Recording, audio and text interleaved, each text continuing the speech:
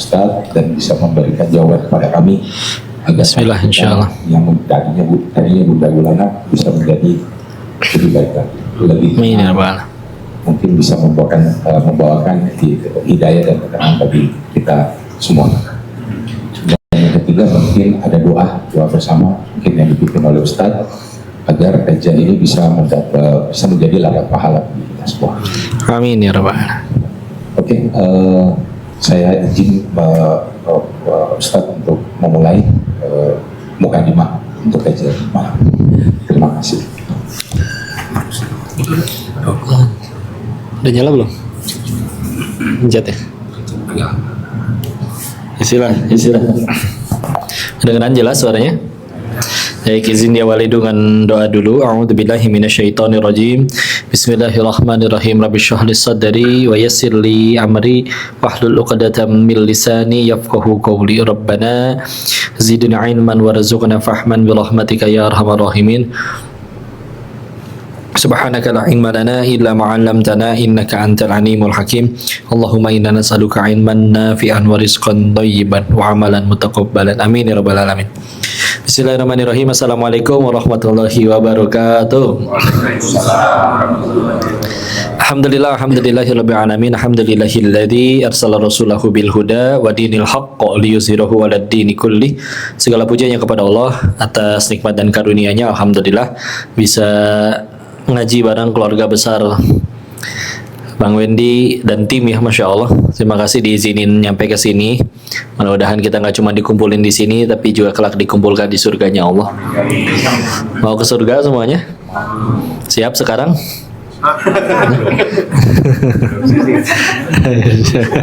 Mumpung lagi ngaji, daripada pas selot kan repotnya. Salawat dan salam semoga selalu tercurah kepada junjungan kita baginda Rasulullah Muhammad sallallahu alaihi wasallam beserta para keluarga dan sahabat-sahabatnya, dan semoga kita istiqomah meniti sunnah-sunnahnya insyaallah. Salam takzim kami pada Bang Wendy dan tim semuanya, salam kenal ya. Sebagian wajahnya tidak asing. Alhamdulillah. Alhamdulillah. Dan kali ini ketemunya bukan di acara televisi tapi benar-benar di majelis ilmu. Tempat yang Nabi sebut Rodotul Jannah, taman-tamannya surga. Dan hadis dari Nabi menyebutkan man yuridillahu bi khairan yufaqihu fiddin. Barang siapa yang Allah inginkan kebaikan pada dirinya, maka Allah akan pahamkan dia agama. Gimana caranya tiba-tiba paham agama? Kan mustahil. Tiba-tiba hafal 30 juz, ya. Dan berikut juga pemahamannya kan mustahil. Yaitu ternyata penjelasannya adalah dibikin jadi pengen ngaji. Ya. Entah diajak, entah dipaksa, entah gabut nih berangkat weh ngaji misalkan dimanapun itu ya, entah di masih dekat komplek rumahnya, entah di bahkan di media, di medsos segala macam. Maka dengan cara itu dia paham agama. Atau tadinya naik angkot nggak denger, aduh itu di angkot denger radio lagi bahas tentang surat apa ya tadi ya, buka-buka di rumah Qurannya udah berdebu, dia buka lagi ya. Allah bikin dia pengen paham agama dengan jadi mau belajar agama, maka bisilah. Dan kata khairan itu kalau di dalam hadis kadang diterjemahkannya bisa bermaknanya nggak cuma kebaikan yang umum saja, tapi juga bisa berarti surganya Allah. Sehingga hadis tadi bisa diartikan kayak begini: kalau Allah sudah pengen seorang hamba masuk ke dalam surganya, Allah akan bikin dia paham agama dengan cara jadi pengen ngaji. Nah di sini ada yang kepaksa nggak hari ini?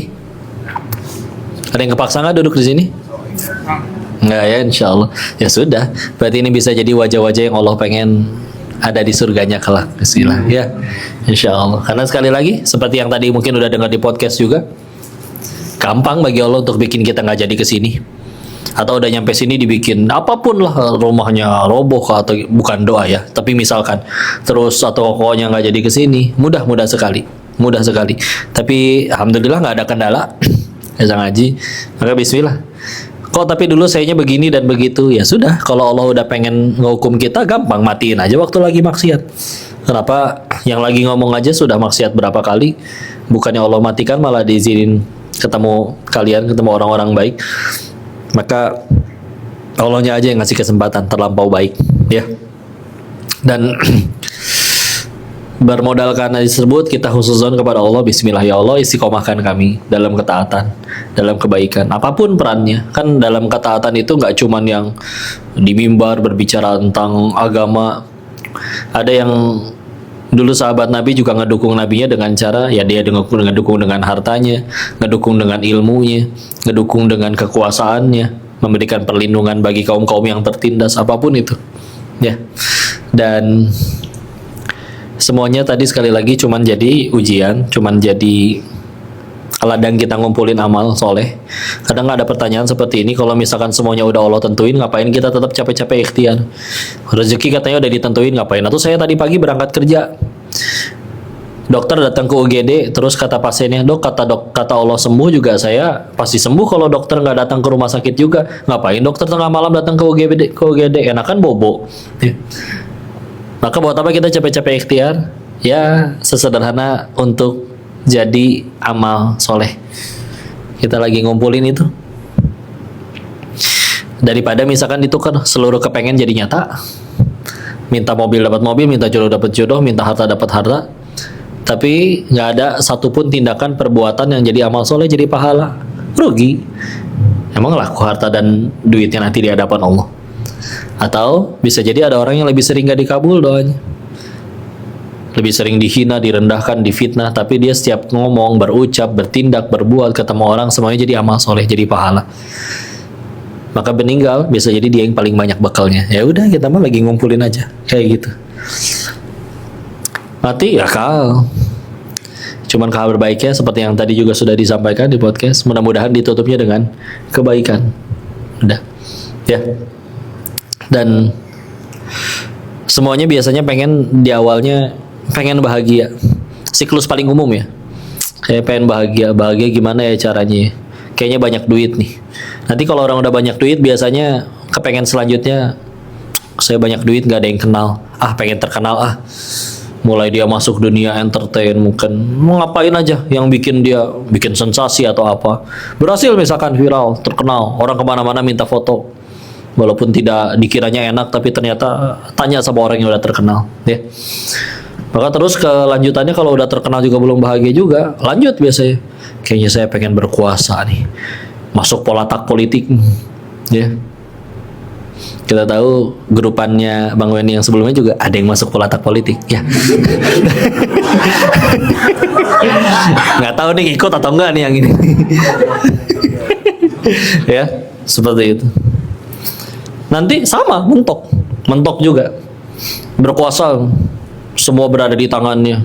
Ini pengen bikin tender, pengen buka perusahaan, semua harus izin dia, ada apa segala macam. Semua dapat di tangan. Kayak gitu, terbatas kitanya, manusianya. Roti banyak nggak bisa dimakan semua. Punya restoran 100, perutnya nggak muat. Jadi duit banyak, jadi villa banyak, nggak mungkin pindah tempat 1000 kali setiap hari. Ya, capek segitu-gitunya. Dan ternyata kalau masih ternyata belum bahagia, ya itu dia. Karena memang bahagia itu di hati, dan hati itu yang genggam Allah. Kadang masalah kita itu terlalu banyak melanggar ayat Allah yang ini. Ini paling sering dibaca. Quran surat Al-Baqarah ayat 156.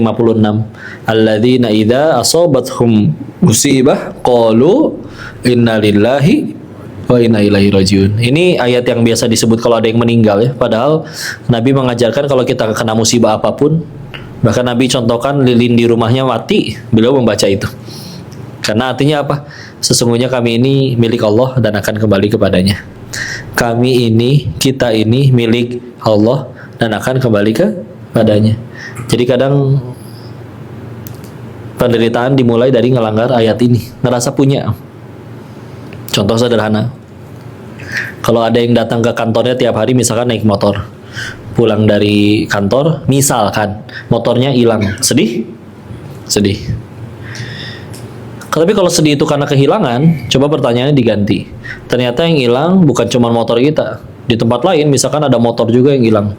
Misalkan ada orang namanya Mang Sukri di desa Seragen, RT 3, RW 5, motornya juga hilang. Sedih nggak kalian motor orang yang tidak dikenal itu hilang? Kenal juga enggak, kok nggak cerita juga nggak tahu. Maka kan berarti kehilangan itu sedih itu bukan karena sekedar kehilangan, lebih tepatnya lebih karena kehilangan sesuatu yang kita akui sebagai milik kita. Kita sih ngaku-ngaku, itu jelas-jelas punya Allah. Ya. Termasuk ya pun jangankan harta yang diparkir di depan, duit yang ada di rekening fisiknya aja kita nggak lihat, mati lampu sedunia juga kita nggak bisa ngambil cashnya. Ini tangan kalau kata Allah harus pulang duluan, lepas, entah gimana caranya, kepotong apa kek, kecelakaan di jalan kek, ya. Maka sekali lagi bukan nggak boleh punya, tapi kadang kita gara-gara ngerasa punya itu jadi ngerasa milik. Ini kan hartaku kok sudah kutabung puluhan tahun, ini kan karirku kok sudah kurintis puluhan tahun. Ngaku-ngaku sih. Ibarat gini lah, kalau kita sesederhana, saya mau ke toilet nitip handphone, boleh nitip handphone? Boleh. Ketika saya keluar dari toilet, boleh ngambil nggak handphone yang tadi dititip? Ya ambil weh. Sedih nggak handphone yang tadi dititipin diambil? Ya enggak, emang ngerasa bukan punya kita kan. Cuman kadang kita malah ngerasanya, hamba, nih harta, nih jabatan, nih popularitas, nih kekuasaan. Ngetes nih, ini teh biar nyari tahu, kamu tambah ngaco atau enggak.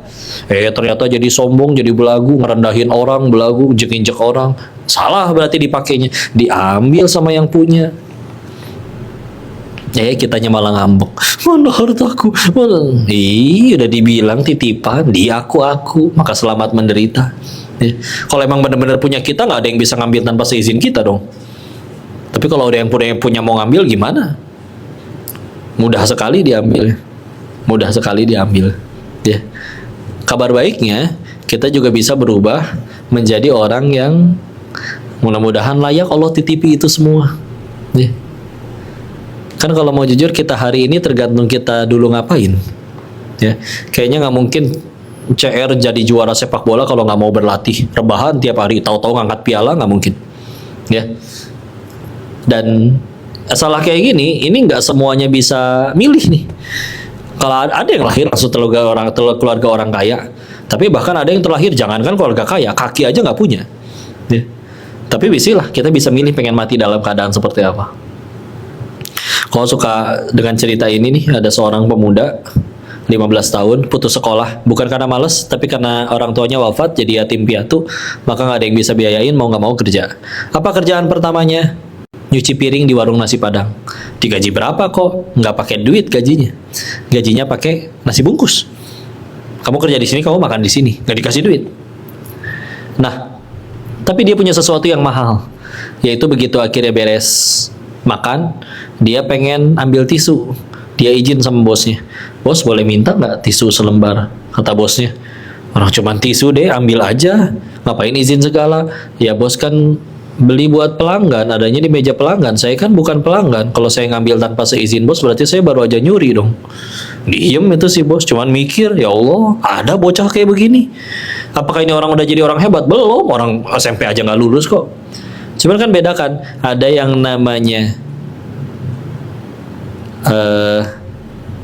namanya stupidity, ada yang namanya ignorance. Apa bedanya? Ignorance, kalau dalam bahasa Sunda mah ada bodoh alewoh, ada bodoh katotoloyoh ya. Jadi ignorance, dia tahu dia bodoh, justru karena tahu dia bodoh jadi nanya wae. Belajar, pengen tahu, karena tahu bodoh ya. Stupidity, repot, udah mah bodoh, nggak ngerasa bodoh, ngerasa dirinya bener, ada yang ngasih tahu ngambek, ngajak berantem. Ya, ini repot nih udah sama orang kayak gini. Nah ini anak ini dia bodoh, tapi ya hanya karena ketidaktahuan. Tapi orang bisa diajar dong, lama-lama bisa nyuci piring. Awalnya nyuci piring, akhirnya diajarin motor, akhirnya nganterin pesanan, akhirnya bisa masak nasi.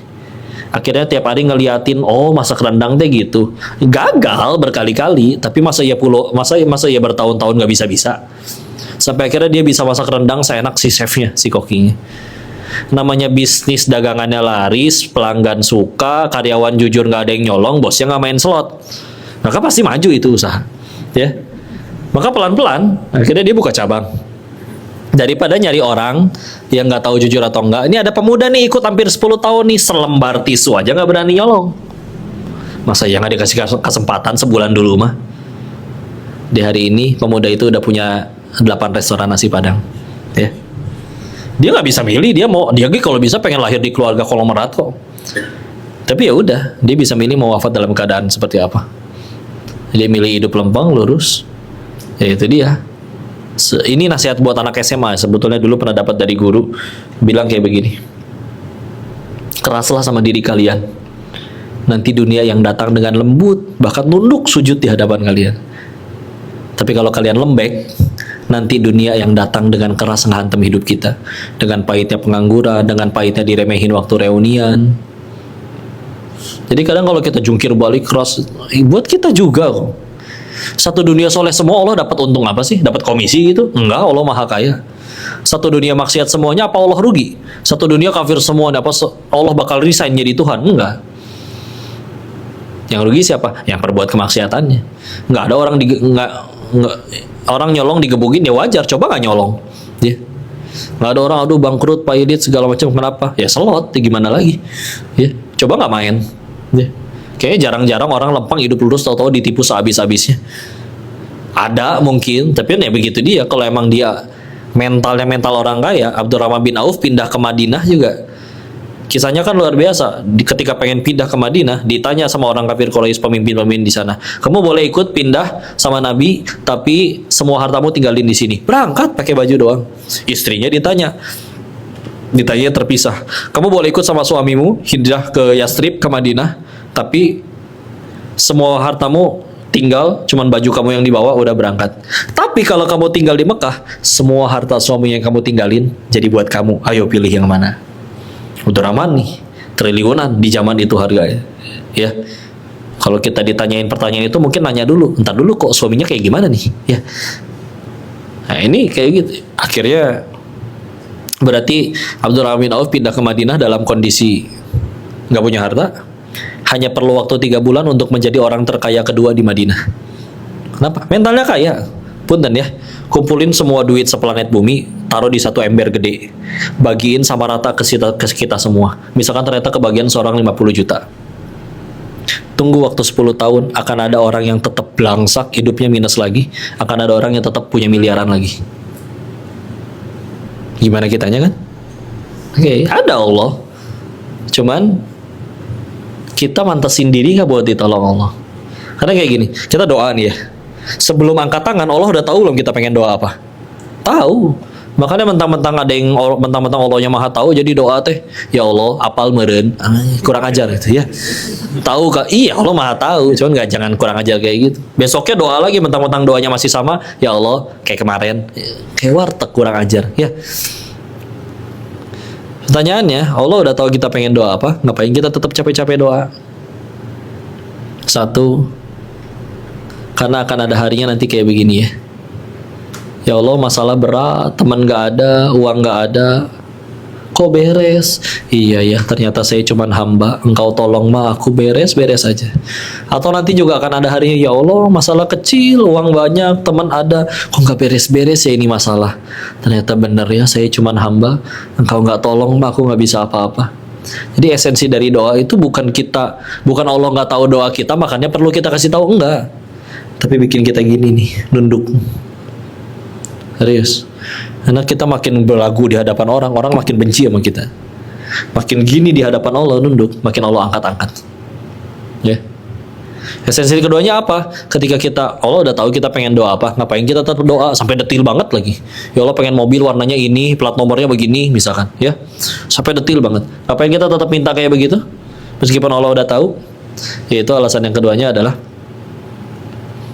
karena masalahnya bukan doanya apa, tapi udah pantas belum doa kita dikabul sama Allah. Kita jadi udah jadi orang yang kayak gimana? Punten ya. Kalau orang udah terkenal, Bang Wen mungkin misalnya ngerasain. Mungkin ada orang yang pengen ketemu artis, itu sampai mantesin diri tuh. SKSD ke orang, pakai baju yang rapi. Segitu ketemu orang, apalagi ketemu pejabat misalkan.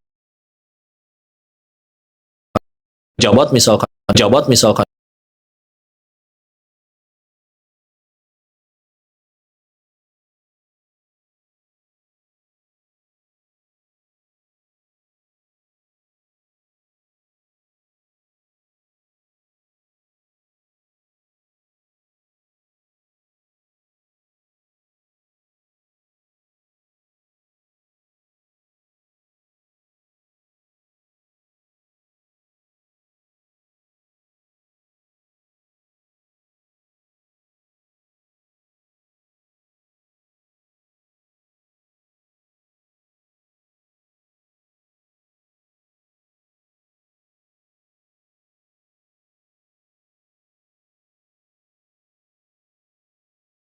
8.000. Nyampe rumah kata istri teh bau ayamnya. Sampai hari ini nggak pernah beli ayam di situ lagi. Sekarang bayangin keuntungan dari nipu orang pakai ayam tiren.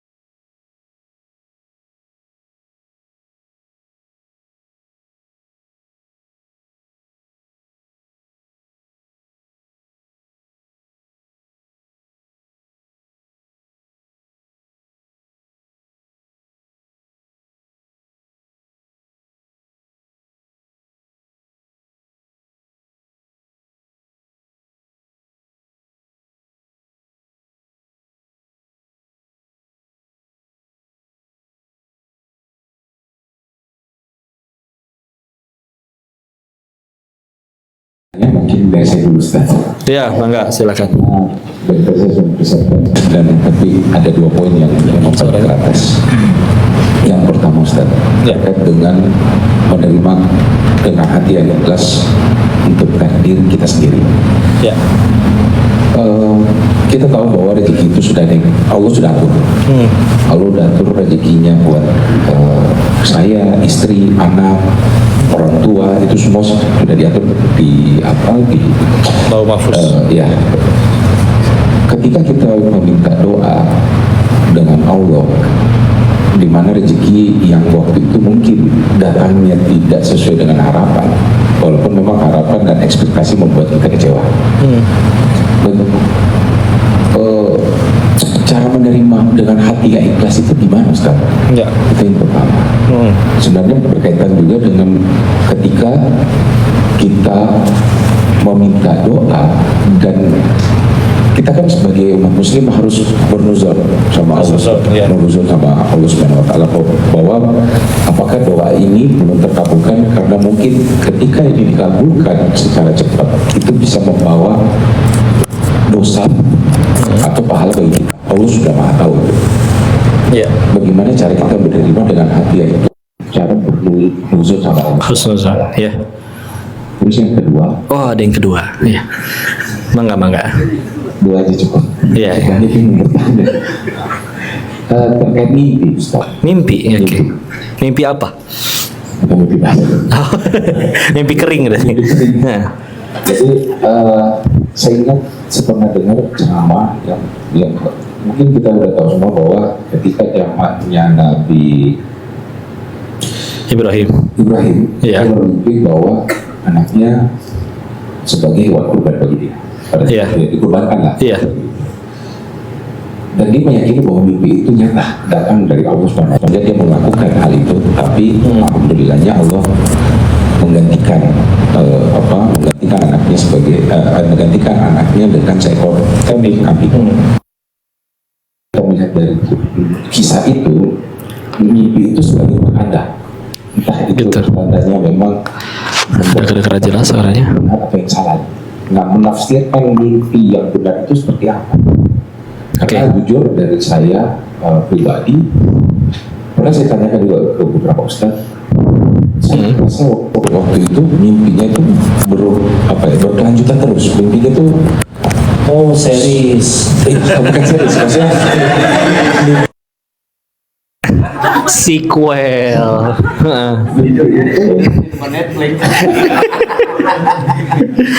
Jadi mimpi itu terulang terus gitu loh. Dan kadang kita bermimpi itu kayak merasa bahwa itu kayak kejadian nyata gitu loh. Oh gitu.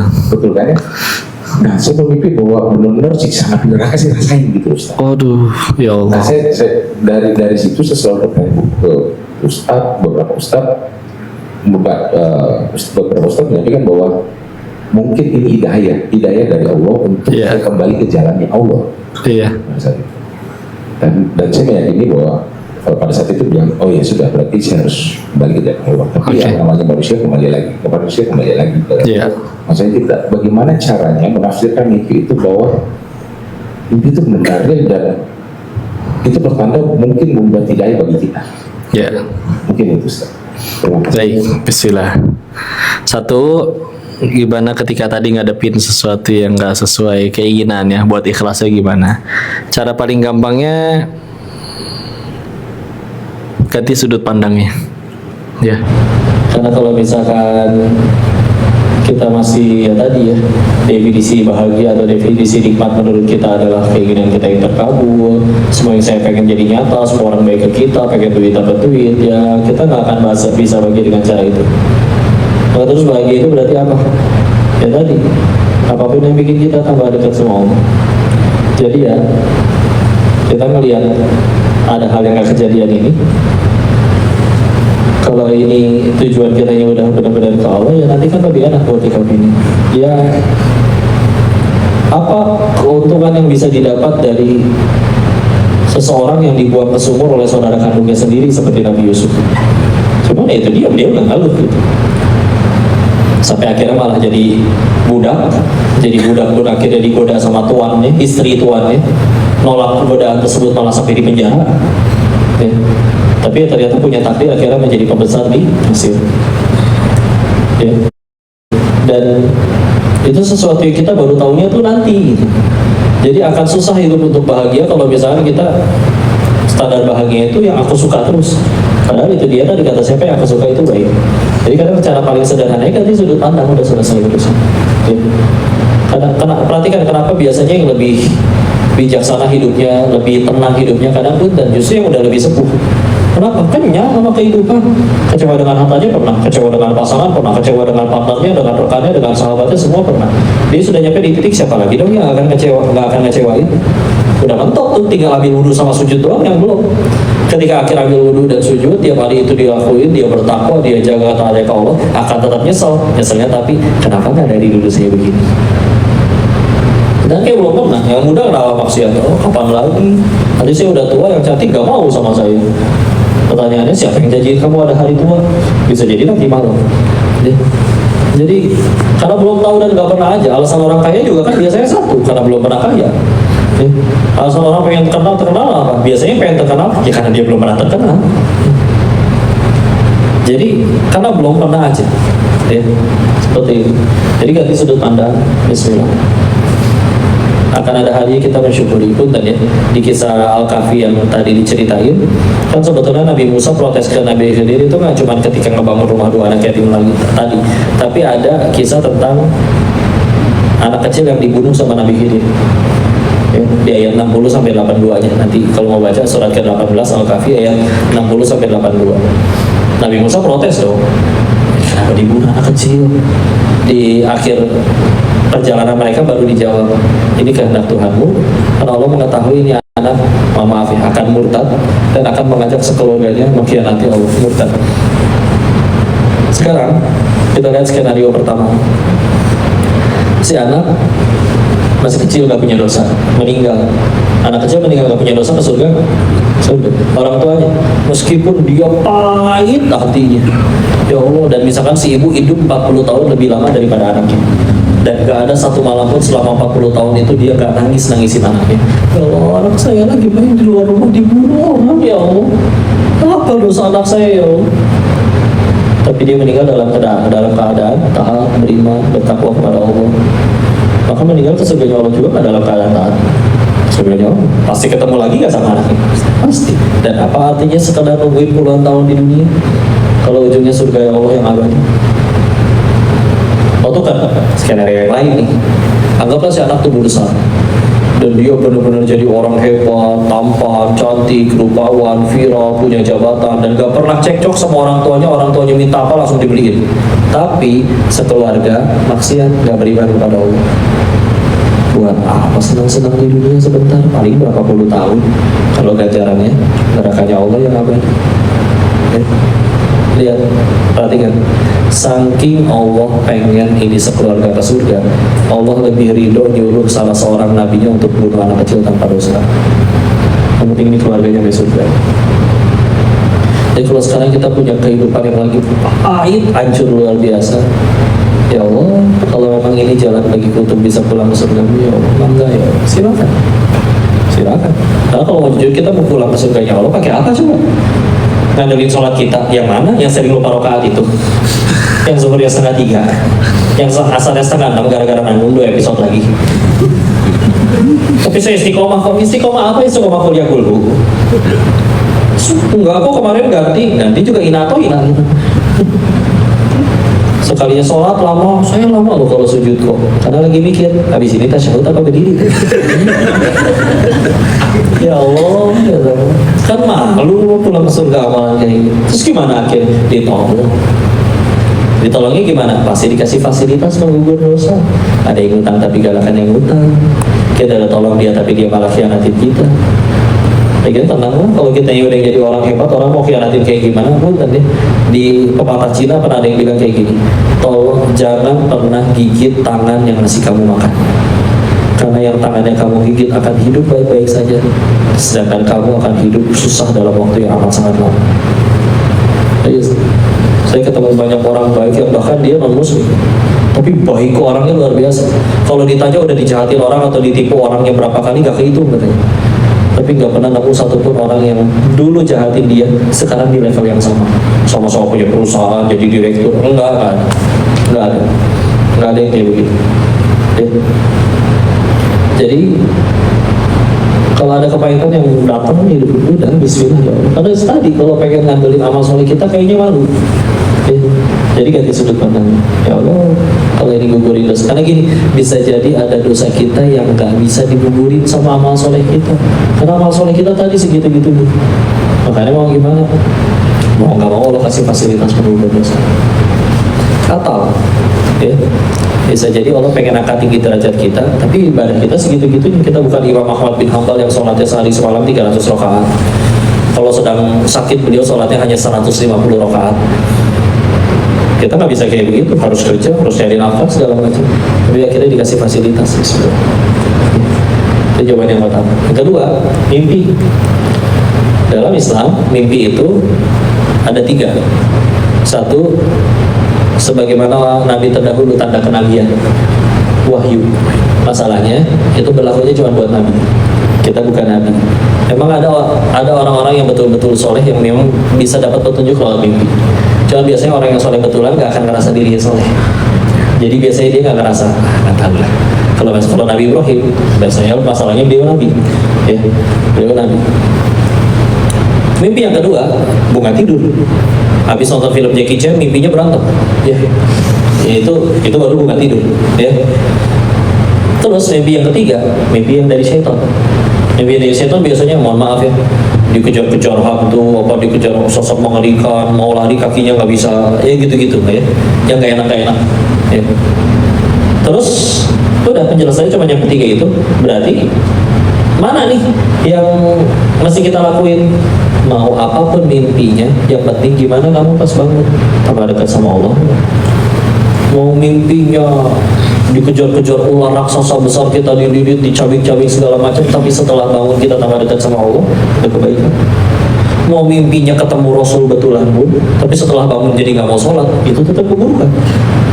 Ya, ini silakan. Tetap. Kalau misalkan harus melakukan apa, dalam hadis ada contoh. Kalau kita mimpi yang buruk ya apapun, mimpi tenggelam, mimpi apapun, bangun, terus baca doa, silakan baca ta'awudz 3 kali, misalkan a'udzubillahi minasyaitonirrajim. Mau baca ayat kursi tambahin silakan, Al-Fatihah silakan. Terus meludah ke kiri 3 kali, teman jangan ludah betulan ya. Matrix tahu.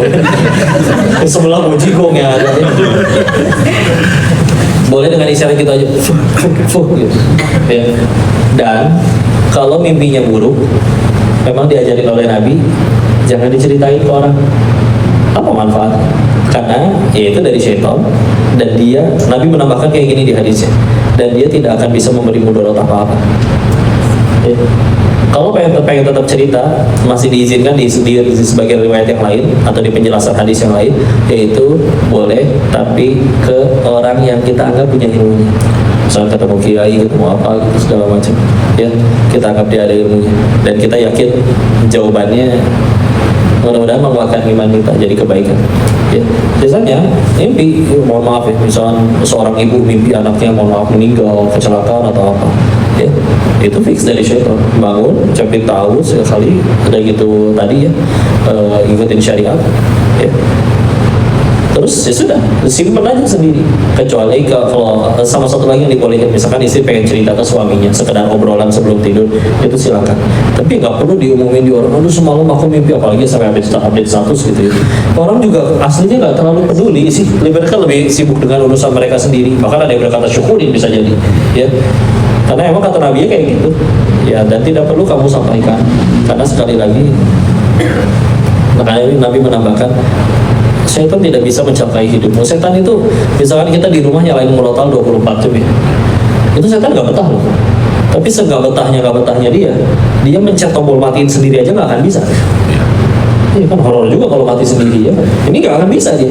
Paling dia cuma bisa apa?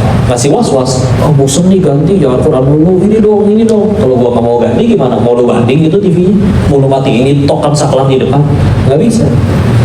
Makanya Allah juga ada firman di surat 4 An-Nisa ayat 76, inna kaida syaitoni kana do'ifa. Sesungguhnya tipu daya syaitan itu lemah. Ya. Kapan jadi kuat? Kalau diladeni. Ya. Aku pengen tobat, pengen sholat. Setan nggak bisa tuh ngalangin kita sholat. Gimana caranya? Lagi wudhu di sliding gitu? Atau bukan hanya disembunyiin? Nggak bisa. Paling banter apa? Ngasih was-was. Cie, sholat. Ntar kayak gitu lagi deh. So iya.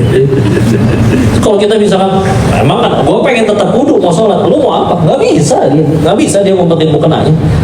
Nggak bisa. Maka ya udah, kapan baru jadi kuat? Kalau diladenin. Jadi jangan diladenin. Ya. Makanya ya, contoh mau marah sama istri, marah sama suami, terus akhirnya reunian ketemu mantannya tengah malam WA. Gimana suara kucing? Suara bebek? Suara ini kambing? Suara buaya gimana? Assalamualaikum Suara selanjutnya gimana?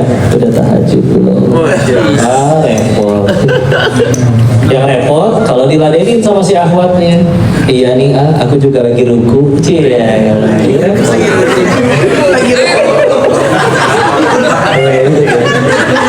Hati-hati ya, di luar itu ada 2 spesies. Satu namanya buaya hijrah, yang kedua namanya playboy syariah. Nah, itu berat kan? Ya, jangan diladeni. Kalau dari awal dia assalamualaikum langsung diblok, siapa dia? Cuma serpihan luka dari masa lalu, selesai. Tapi kalau diladenin, kamu masih lucunya seperti dulu, mengganti kenangan lama. Masih ingat kan waktu dulu kita gaduhin koreng kan?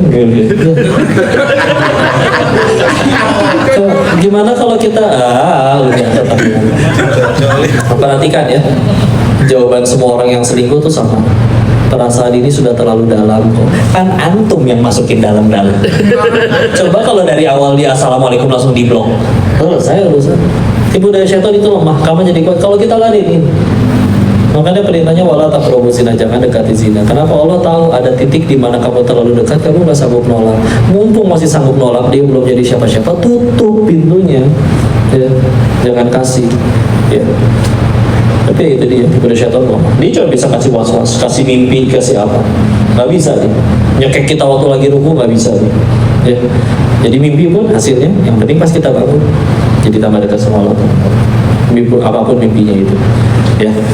Wallahu a'lam bishawab. Ada lagi? Terima kasih Ustaz atas kasih. Mungkin dari teman-teman, kalau nggak ada saya mau nanya lagi nih. Gak apa-apa. Mungkin dari tuan rumah Pak Windy atau Ibu Resti ada atasnya. Jadi gue mau nanya tapi yang lain dua aja. Nah, teman-teman, enggak semalu-malu. Ya, Enggak, silakan. Nah ini yang judul. Assalamualaikum warahmatullahi wabarakatuh. Kepada Ustadz dan bisa memberikan jawaban kepada kami. Bismillah, insyaallah. Yang tadinya Bunda Gulana bisa menjadi lebih baik lagi. Lebih Amin ya rabbal. mungkin bisa membawakan hidayah dan ketenangan bagi kita semua. Dan yang ketiga mungkin ada doa bersama mungkin yang dipimpin oleh Ustadz agar kajian ini bisa menjadi ladang pahala bagi kita semua. Amin ya rabbal alamin. Oke, saya izin Ustadz untuk memulai mukadimah untuk kajian malam. Terima kasih. Udah nyala belum? Jet ya? Istilah. Kedengeran jelas suaranya? Baik, izin diawali dengan doa dulu. A'udzubillahi minasyaitonirrajim. Bismillahirrahmanirrahim. Rabbi shrah li sadri wa yassir li amri wahlul 'uqdatam min lisani yafqahu qawli. Rabbana zidna ilman warzuqna fahman bi rahmatika ya arhamar rahimin. Subhanaka la ilma lana illa ma 'allamtana innaka antal alimul hakim. Allahumma inna nas'aluka ilman nafi'an wa rizqan thayyiban wa amalan mutaqabbalan. Amin ya rabbal alamin. Bismillahirrahmanirrahim. Assalamualaikum warahmatullahi wabarakatuh. Alhamdulillahirabbil alamin. Alhamdulillahilladzi arsala rasulahu bil huda wa dinil haqq liyuzhirahu 'alad dini kulli. Segala pujiannya kepada Allah atas nikmat dan karunia-Nya. Alhamdulillah bisa ngaji bareng keluarga besar Bang Wendy dan tim ya, Masya Allah. Terima kasih diizinin nyampe ke sini. Mudah-mudahan kita nggak cuma dikumpulin di sini, tapi juga kelak dikumpulkan di surganya Allah. Mau ke surga semuanya? Siap sekarang?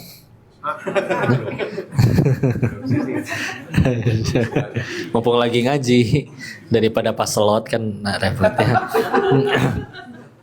Salawat dan salam semoga selalu tercurah kepada junjungan kita baginda Rasulullah Muhammad sallallahu alaihi wasallam beserta para keluarga dan sahabat-sahabatnya, dan semoga kita istiqomah meniti sunnah-sunnahnya insyaallah. Salam takzim kami pada Bang Wendy dan tim semuanya, salam kenal ya. Sebagian wajahnya tidak asing. Alhamdulillah. Alhamdulillah. Dan kali ini ketemunya bukan di acara televisi tapi benar-benar di majelis ilmu. Tempat yang Nabi sebut Rodotul Jannah, taman-tamannya surga. Dan hadis dari Nabi menyebutkan man yuridillahu bi khairan yufaqihu fiddin.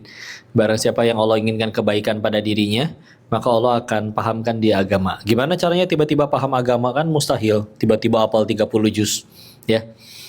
Dan berikut juga pemahamannya kan mustahil. Yaitu ternyata penjelasannya adalah dibikin jadi pengen ngaji. Ya.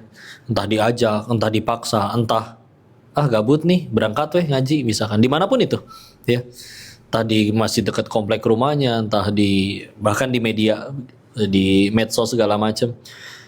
Maka dengan cara itu dia paham agama. Atau tadinya naik angkot nggak denger, aduh itu di angkot denger radio lagi bahas tentang surat apa ya tadi ya, buka-buka di rumah Qurannya udah berdebu, dia buka lagi ya. Allah bikin dia pengen paham agama dengan jadi mau belajar agama, maka bisilah. Dan kata khairan itu kalau di dalam hadis kadang diterjemahkannya bisa bermaknanya nggak cuma kebaikan yang umum saja, tapi juga bisa berarti surganya Allah. Sehingga hadis tadi bisa diartikan kayak begini: kalau Allah sudah pengen seorang hamba masuk ke dalam surganya, Allah akan bikin dia paham agama dengan cara jadi pengen ngaji. Nah di sini ada yang kepaksa nggak hari ini? Ada yang kepaksa nggak duduk di sini? Enggak ya, insya Allah. Ya sudah, berarti ini bisa jadi wajah-wajah yang Allah pengen ada di surganya kelak. Bismillah ya, insya Allah. Karena sekali lagi, seperti yang tadi mungkin udah dengar di podcast juga, gampang bagi Allah untuk bikin kita nggak jadi ke sini.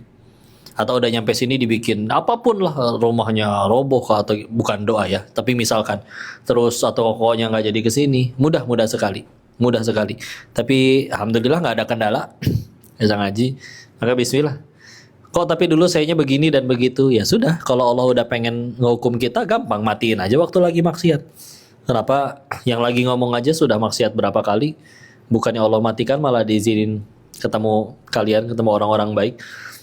Maka Allahnya aja yang ngasih kesempatan terlampau baik ya.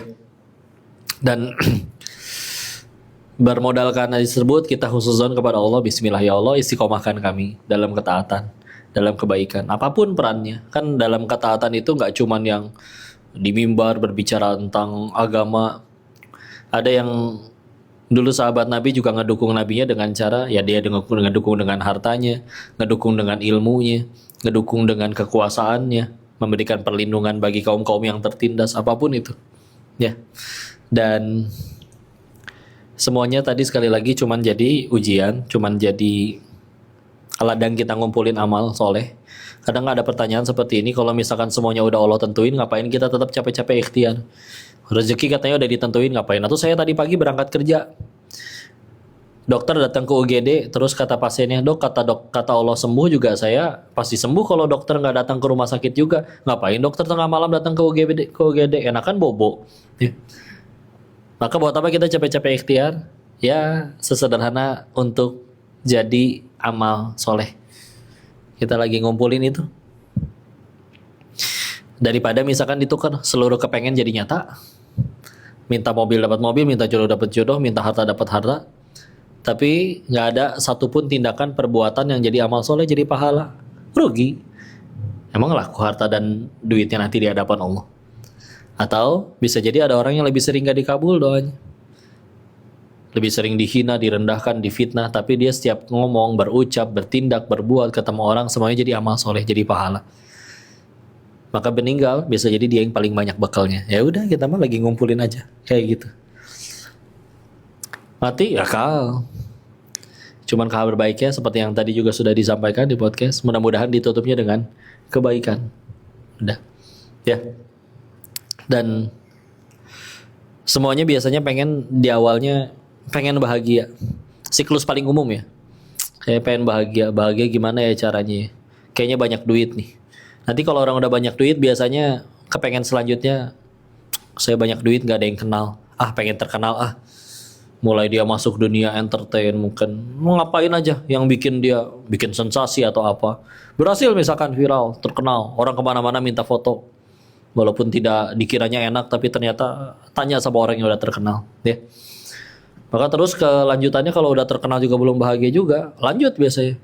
Kayaknya saya pengen berkuasa nih. Masuk polatak politik, ya. Kita tahu grupannya Bang Wendy yang sebelumnya juga ada yang masuk polatak politik, ya. Nggak tahu nih ikut atau enggak nih yang ini. Ya, seperti itu. Nanti sama, mentok juga. Berkuasa, semua berada di tangannya. Ini pengen bikin tender, pengen buka perusahaan, semua harus izin dia, ada apa segala macam, semua dapat ada di tangan. Kayak gitu, terbatas kitanya, manusianya. Roti banyak gak bisa dimakan semua.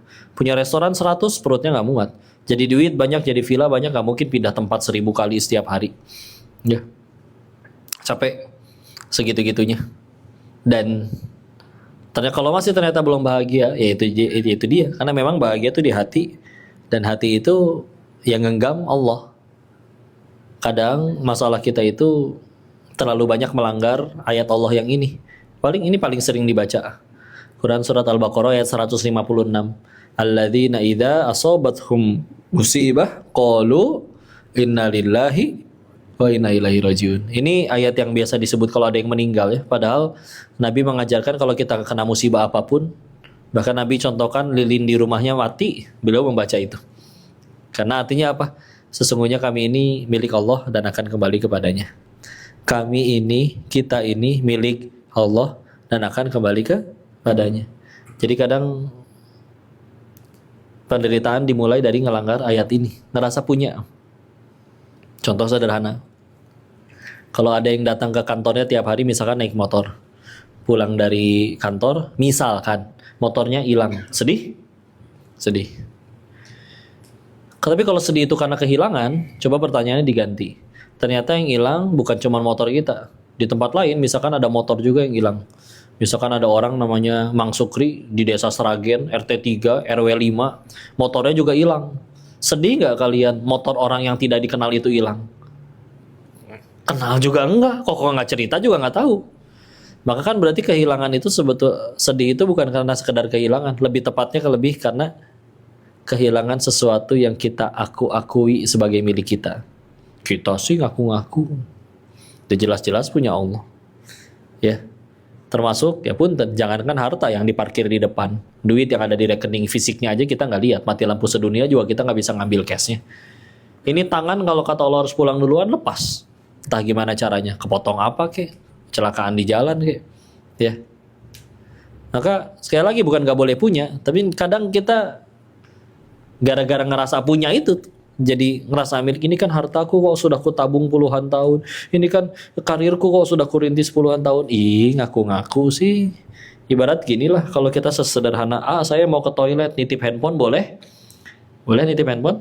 Boleh. Ketika saya keluar dari toilet, boleh ngambil nggak handphone yang tadi dititip? Ya ambil weh. Sedih nggak handphone yang tadi dititipin diambil? Ya enggak, emang ngerasa bukan punya kita kan. Cuman kadang kita malah ngerasanya, hamba, nih harta, nih jabatan, nih popularitas, nih kekuasaan. Ngetes nih, ini teh biar nyari tahu kamu tambah ngaco atau enggak. Ternyata jadi sombong, jadi belagu, ngerendahin orang, belagu, injek-injek orang. Salah berarti dipakainya. Diambil sama yang punya. Kitanya malah ngambek. Mana hartaku? Mana? Udah dibilang titipan, di aku, maka selamat menderita. Ya. Kalau emang benar-benar punya kita, nggak ada yang bisa ngambil tanpa seizin kita dong. Tapi kalau ada yang punya mau ngambil gimana? Mudah sekali diambil. Mudah sekali diambil. Ya. Kabar baiknya, kita juga bisa berubah menjadi orang yang mudah-mudahan layak Allah titipi itu semua. Ya. Kan kalau mau jujur, kita hari ini tergantung kita dulu ngapain.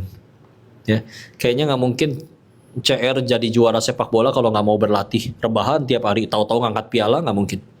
Ya. Dan salah kayak gini, ini nggak semuanya bisa milih nih.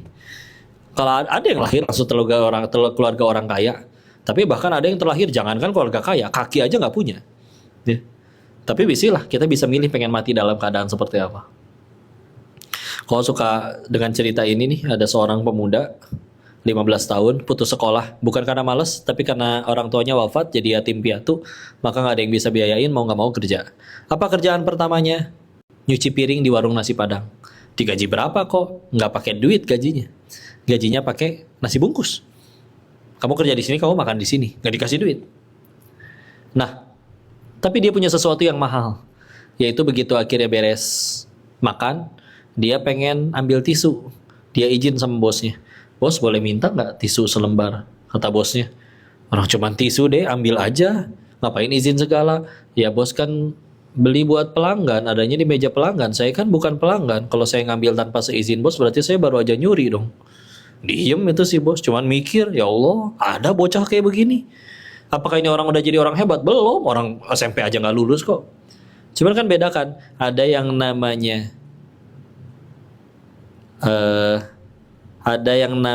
stupidity, ada yang namanya ignorance. Apa bedanya? Ignorance, kalau dalam bahasa Sunda mah ada bodoh alewoh, ada bodoh katotoloyoh ya. Jadi ignorance, dia tahu dia bodoh, justru karena tahu dia bodoh jadi nanya wae. Belajar, pengen tahu, karena tahu bodoh ya. Stupidity, repot, udah mah bodoh, nggak ngerasa bodoh, ngerasa dirinya bener. Ada yang ngasih tahu ngambek, ngajak berantem. Ya, ini repot nih urusan sama orang kayak gini. Nah ini anak ini dia bodoh, tapi ya hanya karena ketidaktahuan. Tapi orang bisa diajar dong, lama-lama bisa nyuci piring. Lama-lama nyuci piring. Akhirnya diajarin motor, akhirnya nganterin pesenan. Akhirnya bisa masak nasi. Akhirnya tiap hari ngeliatin, oh masak rendang teh gitu. Gagal berkali-kali, tapi masa ia bertahun-tahun nggak bisa-bisa. Sampai akhirnya dia bisa masak rendang seenak si chefnya, si kokinya. Namanya bisnis dagangannya laris, pelanggan suka, karyawan jujur nggak ada yang nyolong, bosnya nggak main slot. Maka pasti maju itu usaha. Ya. Maka pelan-pelan, akhirnya dia buka cabang. Daripada nyari orang yang nggak tahu jujur atau enggak. Ini ada pemuda nih ikut hampir 10 tahun nih, selembar tisu aja nggak berani nyolong. Masa ya nggak dikasih kesempatan sebulan dulu mah.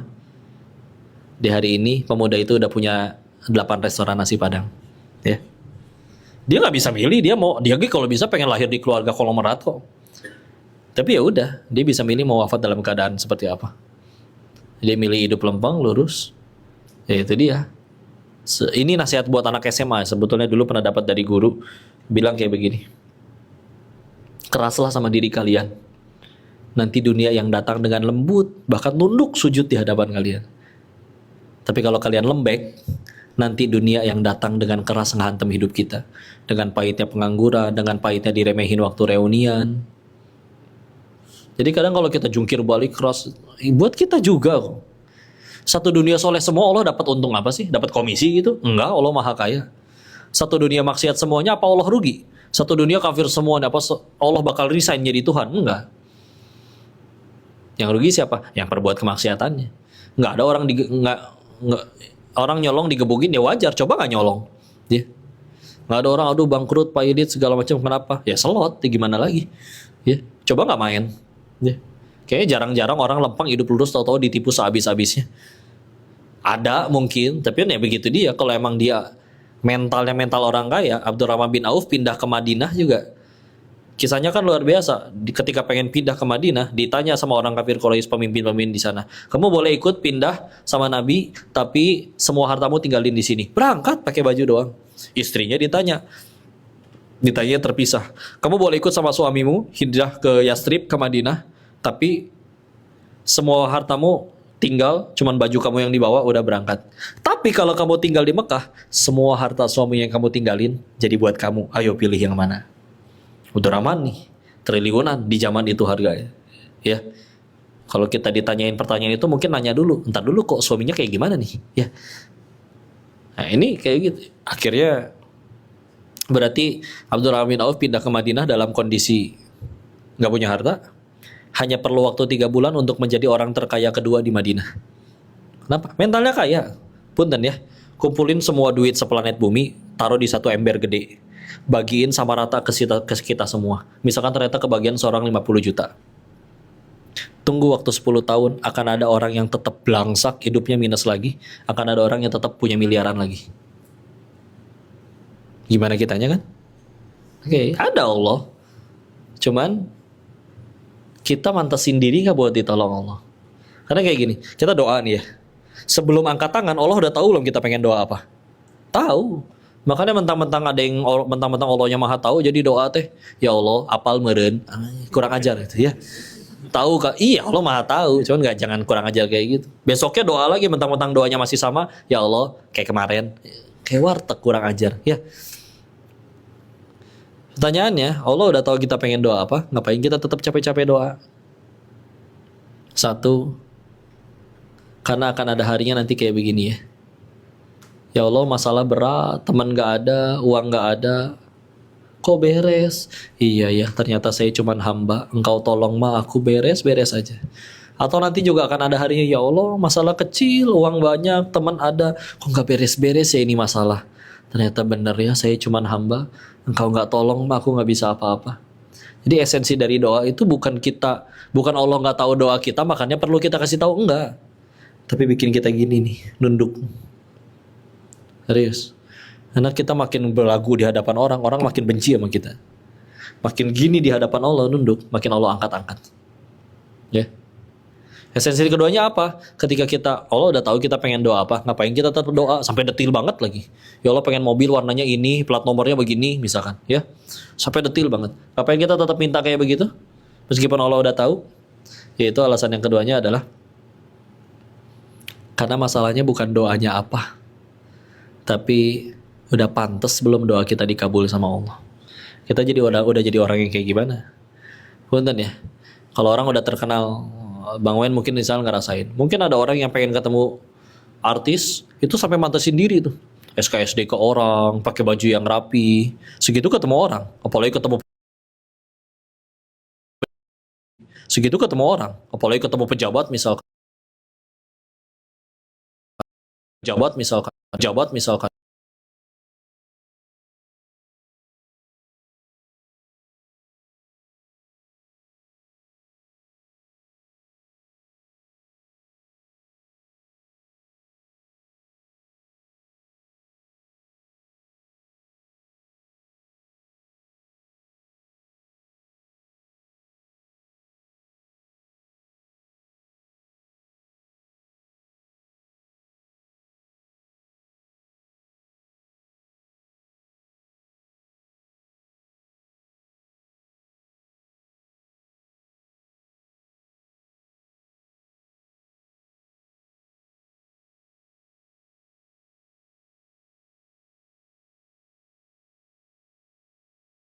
8.000. Nyampe rumah kata istri teh bau ayamnya. Sampai hari ini nggak pernah beli ayam di situ lagi. Sekarang bayangin keuntungan dari nipu orang pakai ayam tiren.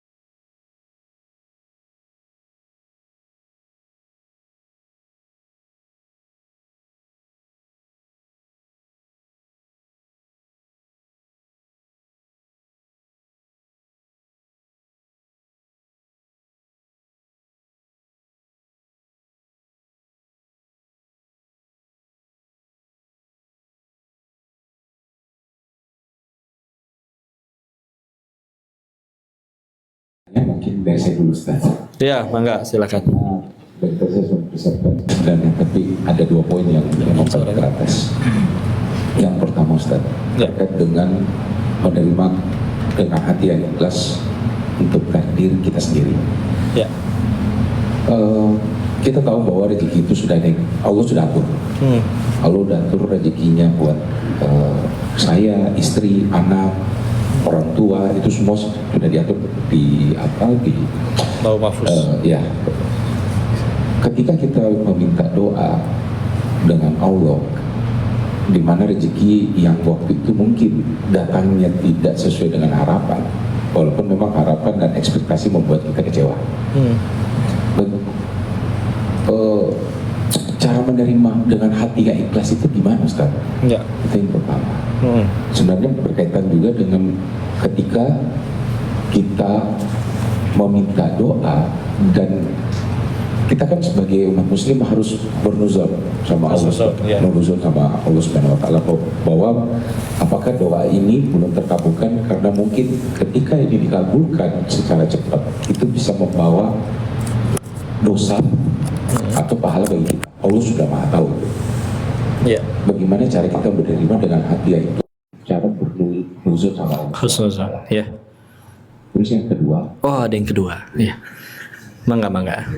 2 aja cukup. Iya. Ini ingin bertanya terkait mimpi, Ustaz. Mimpi. Oke.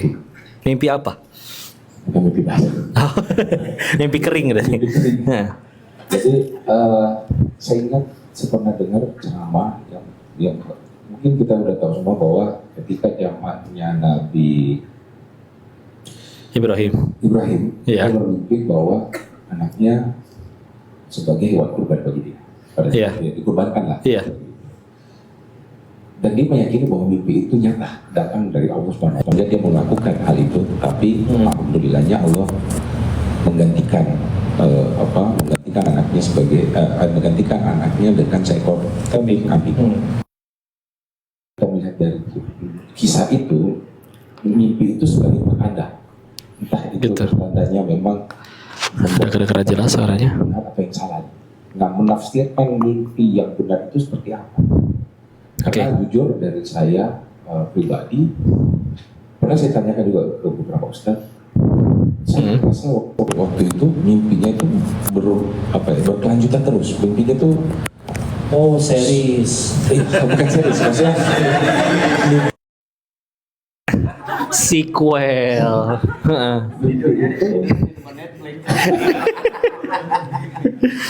jadi mimpi itu terulang terus gitu loh. Dan Iya. kan kadang kita bermimpi itu kayak merasa bahwa itu kayak kejadian nyata gitu loh. Oh gitu. Betul kan ya?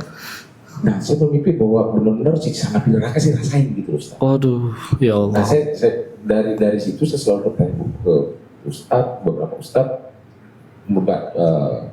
ustadz menyampaikan bahwa mungkin ini hidayah dari Allah untuk Iya. saya kembali ke jalannya Allah. Iya. Pada saat itu. Dan saya meyakini bahwa pada saat itu bilang, oh ya sudah, berarti saya harus kembali ke jalan Allah. Tapi Oke. yang namanya manusia kembali lagi. Iya. Maksudnya kita bagaimana caranya menafsirkan mimpi itu bahwa Mimpi itu benar real dan itu pertanda mungkin membuat hidayah bagi kita. Ya. Mungkin itu Ustaz. Terima kasih. Baik, bismillah. Satu, gimana ketika tadi ngadepin sesuatu yang nggak sesuai keinginan ya, buat ikhlasnya gimana? Cara paling gampangnya ganti sudut pandangnya. Ya. Karena kalau misalkan kita masih ya tadi ya, definisi bahagia atau definisi nikmat menurut kita adalah keinginan kita yang terkabul, semua yang saya pengen jadi nyata, semua orang baik ke kita, pengen duit dapat duit, ya kita nggak akan bisa bahagia dengan cara itu. Maka terus bahagia itu berarti apa? Ya tadi, apapun yang bikin kita tambah dekat sama Allah. Jadi ya, kita ngelihat ada hal yang nggak kejadian ini, kalau ini tujuan kita yang udah benar-benar ke Allah, ya nanti kan lebih enak buat sikap ini. Ya, apa keuntungan yang bisa didapat dari seseorang yang dibuang ke sumur oleh saudara kandungnya sendiri seperti Nabi Yusuf? Cuma ya itu dia udah ngaluh gitu. Sampai akhirnya malah jadi budak pun akhirnya digoda sama tuannya, istri tuannya, nolak godaan tersebut malah sampai di penjara. Ya. Tapi ternyata punya takdir akhirnya menjadi pembesar di Mesir. Ya. Dan itu sesuatu yang kita baru tahunya tuh nanti gitu. Jadi akan susah hidup untuk bahagia kalau misalnya kita standar bahagia itu yang aku suka terus. Padahal itu dia tadi kata siapa yang aku suka itu baik. Jadi kadang cara paling sederhana ganti sudut pandang udah selesai urusan. Ya. Perhatikan kenapa biasanya yang lebih bijaksana hidupnya, lebih tenang hidupnya kadang pun dan justru yang udah lebih sepuh. Kenapa? Kenyang sama kehidupan. Kecewa dengan hartanya pernah, kecewa dengan pasangan pernah, kecewa dengan partnernya, dengan rekannya, dengan sahabatnya, semua pernah. Dia sudah nyampe di titik siapa lagi dong yang akan ngecewain? Udah mentok tuh, tinggal ambil wudhu sama sujud doang yang belum. Ketika akhir ambil wudhu dan sujud, tiap hari itu dilakuin, dia bertakwa, dia jaga taat ke Allah, akan tetap nyesel. Nyeselnya tapi kenapa nggak dari dulu saya begini? Dan kayak belum pernah. Yang muda kenapa maksiat? Oh, kapan lagi? Nanti saya udah tua, yang cantik gak mau sama saya. Pertanyaannya siapa yang janjiin kamu ada hari tua?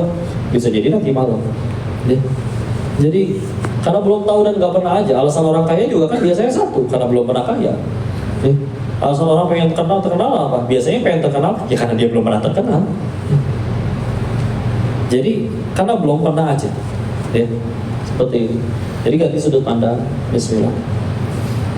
Akan ada hadiah kita mensyukuri pun dan ya di kisah Al-Kahfi yang tadi diceritain kan sebetulnya Nabi Musa protes ke Nabi Khidir itu nggak cuma ketika ngebangun rumah dua anak yatim lagi tadi, tapi ada kisah tentang anak kecil yang dibunuh sama Nabi Khidir ya, di ayat 60 sampai 82 nya nanti kalau mau baca surat ke-18 Al-Kahfi ayat 60 sampai 82.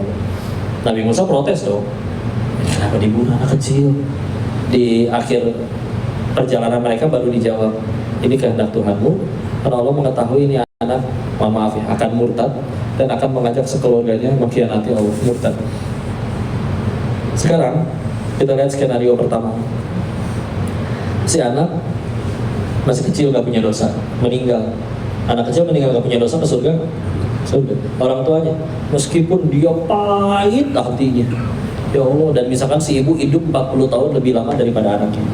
Dan gak ada satu malam pun selama 40 tahun itu dia gak nangisin anaknya. Ya Allah, anak saya lagi main di luar rumah dibunuh orang, ya Allah. Apa dosa anak saya, ya Allah? Tapi dia meninggal dalam keadaan taat, beriman, bertakwa kepada Allah. Maka meninggal ke surganya Allah juga gak dalam keadaan taat. Surganya Allah pasti ketemu lagi gak sama anaknya? Pasti. Dan apa artinya sekadar nungguin puluhan tahun di dunia kalau ujungnya surga Allah yang abadi? Oh tuh kan skenario yang lain nih. Anggaplah si anak tumbuh besar dan dia benar-benar jadi orang hebat, tampan, cantik, rupawan, viral, punya jabatan dan gak pernah cekcok sama orang tuanya minta apa langsung dibeliin. Tapi sekeluarga maksiat, gak beriman kepada Allah. Buat apa senang-senang di dunia sebentar, paling berapa puluh tahun. Kalau ganjarannya nerakanya Allah yang abadi. Lihat, perhatikan. Saking Allah pengen ini sekeluarga ke surga, Allah lebih ridho nyuruh salah seorang nabinya untuk bunuh anak kecil tanpa dosa. Yang penting ini keluarganya ke surga. Jadi kalau sekarang kita punya kehidupan yang lagi pahit, hancur luar biasa, ya Allah, kalau memang ini jalan bagiku untuk bisa pulang ke surga, ya Allah, enggak ya, silakan. Silakan. Nah kalau mau jujur kita mau pulang ke surganya Allah pakai apa coba? Ngandelin sholat kita yang mana? Yang sering lupa rakaat itu, yang zuhurnya 2:30, yang asarnya 5:30 gara-gara nanggung 2 episode lagi. Tapi saya istiqomah kok. Istiqomah apa? Istiqomah kuliah kulhu. Enggak kok, kemarin ganti juga inato gitu. Sekalinya sholat lama, saya lama loh kalau sujud kok. Karena lagi mikir, habis ini tasyahud apa berdiri tuh? Ya Allah, ya Allah. Kan malu pulang ke surga amalan kayak gitu. Terus gimana akhirnya? Ditolong. Ditolongnya gimana? Pasti dikasih fasilitas mengukur dosa. Ada yang ngutang tapi galakan yang ngutang. Kita ada tolong dia tapi dia malah khianatin kita. Ya tenang lah, kalau kita udah jadi orang hebat, orang mau khianatin kayak gimana pun kan ya. Di pepatah Cina pernah ada yang bilang kayak gini, tolong jangan pernah gigit tangan yang ngasih kamu makan, karena yang tangannya kamu gigit akan hidup baik-baik saja, sedangkan kamu akan hidup susah dalam waktu yang amat sangat lama. Saya ketemu banyak orang baik yang bahkan dia non muslim, tapi baik kok orangnya luar biasa. Kalau ditanya udah dijahatin orang atau ditipu orangnya berapa kali gak kehitung katanya. Tapi nggak pernah nemu satupun orang yang dulu jahatin dia sekarang di level yang sama-sama punya perusahaan jadi direktur. Nggak ada yang kayak begitu ya. Jadi kalau ada kepahitan yang datang di hidup udah bismillah ya Allah. Karena tadi kalau pengen ngandelin amal soleh kita kayaknya malu ya. Jadi ganti sudut pandangnya, ya Allah kalau ini gugurin dosa. Karena gini, bisa jadi ada dosa kita yang nggak bisa digugurin sama amal soleh kita. Karena amal soleh kita tadi segitu-gitu. Makanya mau gimana? Mau nggak mau Allah kasih fasilitas penggugur dosa. Atau, ya, bisa jadi Allah pengen angkat tinggi derajat kita, tapi ibadah kita segitu-gitunya. Kita bukan Imam Ahmad bin Hanbal yang sholatnya sehari semalam 300 rakaat. Kalau sedang sakit beliau sholatnya hanya 150 rakaat. Kita nggak bisa kayak begitu, harus kerja, harus cari nafas segala macam. Tapi akhirnya dikasih fasilitas. Itu jawaban yang pertama. Yang kedua, mimpi. Dalam Islam, mimpi itu ada 3. Satu, sebagaimana Nabi terdahulu tanda kenabian, wahyu. Masalahnya itu berlakunya cuma buat Nabi. Kita bukan Nabi. Memang ada orang-orang yang betul-betul soleh yang memang bisa dapat petunjuk lewat mimpi. Cuma biasanya orang yang soleh betulan gak akan ngerasa dirinya soleh. Jadi biasanya dia gak ngerasa, nggak tahu lah. Kalau Nabi Ibrahim, biasanya masalahnya beliau Nabi, ya, beliau Nabi. Mimpi yang kedua, bunga tidur. Habis nonton film Jackie Chan, mimpinya berantem, ya. Itu baru bunga tidur, ya. Terus mimpi yang ketiga, mimpi yang dari syaitan. Mimpi yang dari syaitan biasanya, mohon maaf ya, dikejar-kejar hantu, apa dikejar sosok mengerikan, mau lari kakinya nggak bisa, ya gitu-gitu, ya, yang nggak enak, ya. Terus, udah penjelasannya cuma yang ketiga itu, berarti mana nih yang mesti kita lakuin? Mau apapun mimpinya, yang penting gimana kamu pas bangun, tambah dekat sama Allah. Mau mimpinya dikejar-kejar ular raksasa besar, kita dililit, dicabik-cabik segala macam, tapi setelah bangun kita tambah dekat sama Allah, itu kebaikan. Mau mimpinya ketemu Rasul betulan pun, tapi setelah bangun jadi nggak mau sholat, itu tetap keburukan. Silakan. Kalau misalkan harus melakukan apa, dalam hadis ada contoh. Kalau kita mimpi yang buruk ya apapun, mimpi tenggelam, mimpi apapun, bangun terus baca doa, silakan baca ta'awudz 3 kali misalkan, a'udzubillahi minasyaitonirrajim. Mau baca ayat kursi tambahin silakan, Al-Fatihah silakan. Terus meludah ke kiri 3 kali, teman jangan ludah betulan ya. Matrix tahu. Sebelah mujigong yang ada ya. Boleh dengan isyarat gitu aja, gitu. Ya. Dan kalau mimpinya buruk, memang diajarin oleh Nabi, jangan diceritain ke orang. Apa manfaat? Karena yaitu dari syaitan, dan dia, Nabi menambahkan kayak gini di hadisnya, dan dia tidak akan bisa memberi mudarat apa-apa. Ya. Kalau pengen tetap cerita, masih diizinkan di sebagian riwayat yang lain atau di penjelasan hadis yang lain, yaitu boleh, tapi ke orang yang kita anggap punya ilmunya. Misalnya ketemu kiai, ketemu apa, gitu, segala macam. Ya, kita anggap dia ada ilmunya, dan kita yakin jawabannya mudah-mudahan menguatkan iman kita jadi kebaikan. Ya, biasanya mimpi, mohon maaf ya, misalnya seorang ibu mimpi anaknya mohon maaf meninggal, kecelakaan atau apa, Ya, itu fix dari syaitan. Bangun, ucapin ta'awudz sekali, ada gitu tadi ya, ikutin syariat, ya. Terus ya sudah, simpen aja sendiri. Kecuali kalau sama satu lagi yang dibolehin, misalkan istri pengen cerita ke suaminya, sekedar obrolan sebelum tidur, itu silakan. Tapi nggak perlu diumumin di orang. Aduh semalam aku mimpi, apalagi sampai update status gitu ya. Orang juga aslinya nggak terlalu peduli sih. Mereka lebih sibuk dengan urusan mereka sendiri. Bahkan ada yang berkata syukurin bisa jadi, ya. Karena emang kata Nabi kayak gitu. Ya, dan tidak perlu kamu sampaikan. Karena sekali lagi, makanya Nabi menambahkan, setan tidak bisa mencapai hidupmu. Setan itu, misalkan kita di rumah nyalain murotal 24 jam ya, itu setan nggak betah loh. Tapi nggak betahnya dia mencet tombol matiin sendiri aja nggak akan bisa. Ini kan horor juga kalau mati sendiri ya. Ini nggak akan bisa dia. Paling dia cuma bisa apa? Ngasih was-was. Oh bosen nih, ganti, jangan Quran dulu, ini dong. Kalau gua nggak mau ganti gimana? Mau lu banding gitu TV-nya? Mau lu matiin ini tok kan saklar di depan? Nggak bisa.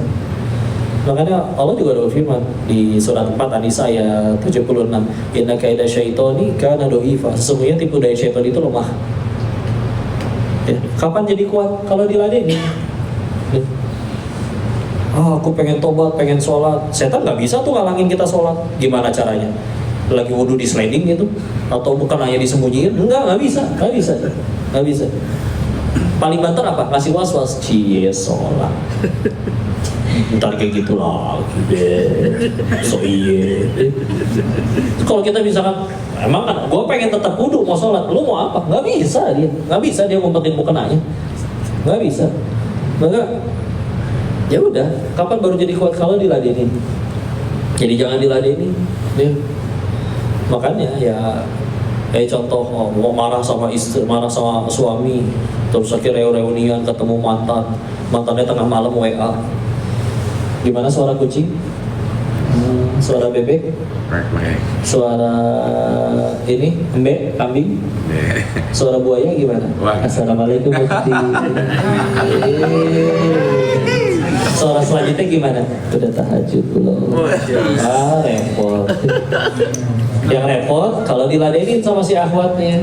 Iya nih aku juga lagi ruku. Cia, lagi repot.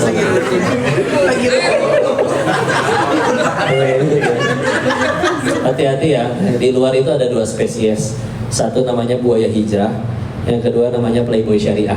Macam berat kan? Ya, jangan diladeni.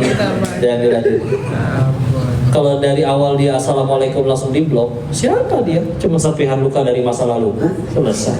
Tapi kalau diladenin, kamu masih lucunya seperti dulu, menggali kenangan lama. Masih ingat kan waktu dulu kita gaduhin koreng kan? Gimana kalau kita udah tetap. Perhatikan ya, jawaban semua orang yang selingkuh tuh sama. Perasaan ini sudah terlalu dalam kok. Kan antum yang masukin dalam-dalam.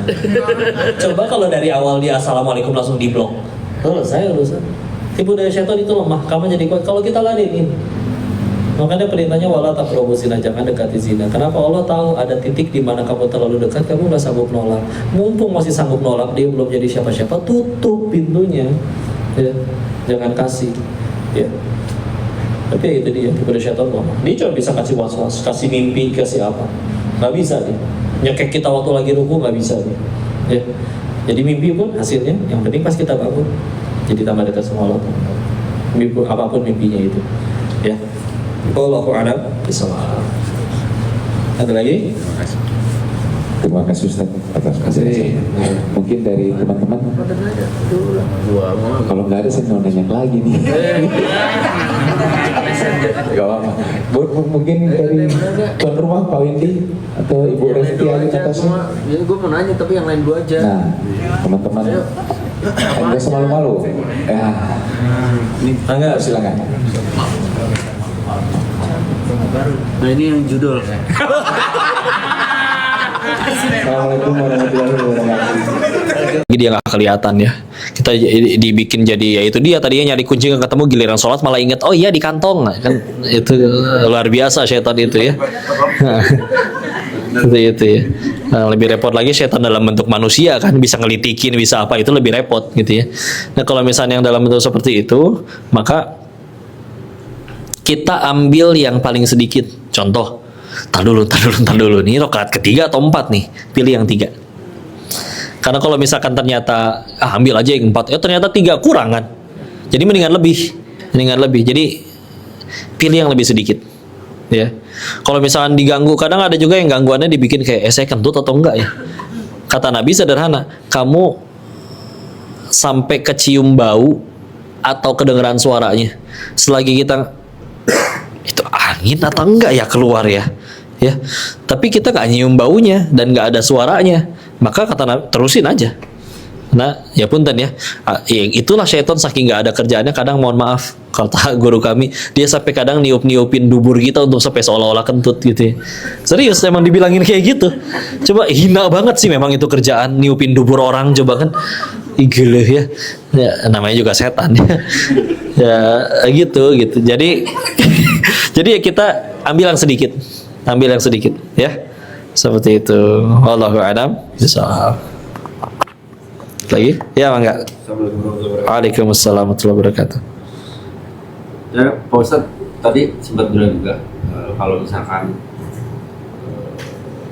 surganya kita bisa jadi bukan karena ibadah kita, sholat kita, puasa kita, zakat kita, bisa jadi ada hal yang kita lakukan yang bahkan mungkin kita lupa pernah melakukan itu dan Allah meridhoi. Ya.